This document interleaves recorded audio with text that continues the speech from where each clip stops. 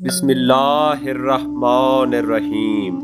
امام علی رضا علیہ السلام سے روایت نقل ہے کہ بنی اسرائیل میں ایک شخص نے خواب میں دیکھا کہ اس کے پاس کوئی شخص آیا اور کہا تیری عمر میں آدھی زندگی آرام و سکون اور خوشی سے گزرے گی، جبکہ باقی زندگی پریشانی اور تنگ دستی میں گزرے گی۔ اب تیری مرضی ہے، جس کا چاہے پہلے انتخاب کر لے۔ اس شخص نے کہا میں اپنی شریک حیات سے مشورہ کر لوں۔ جب صبح ہوئی تو اس نے اپنی بیوی کو سارا واقعہ سنایا اور کہا اب مجھے بتا کہ میں پہلے کس کا انتخاب کروں۔ اس کی بیوی نہایت سمجھدار اور دانش مند تھی۔ اس نے کہا تو پہلے آرام و سکون اور خوشی کا انتخاب کر لے۔ بیوی کے کہنے پر اس نے پہلے آرام و سکون اور خوشی والی زندگی کا انتخاب کر لیا۔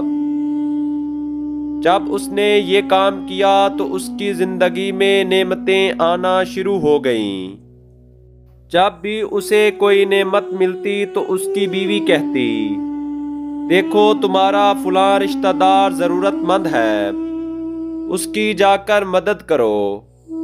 یہاں تک کہ اسے جب بھی کوئی نعمت ملتی وہ غریبوں اور محتاجوں کی مدد کرتا اور ہر نعمت کے ملنے کے بعد خدا کا شکر ادا کرتا۔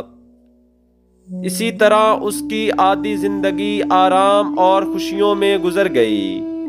جب دوسری آدھی زندگی شروع ہوئی تو اس کی بیوی نے کہا خدا نے ہمیں نعمت دی اور ہم نے اس کا شکر ادا کیا، اور خدا اپنے وعدے پر بہترین وفا کرنے والا ہے۔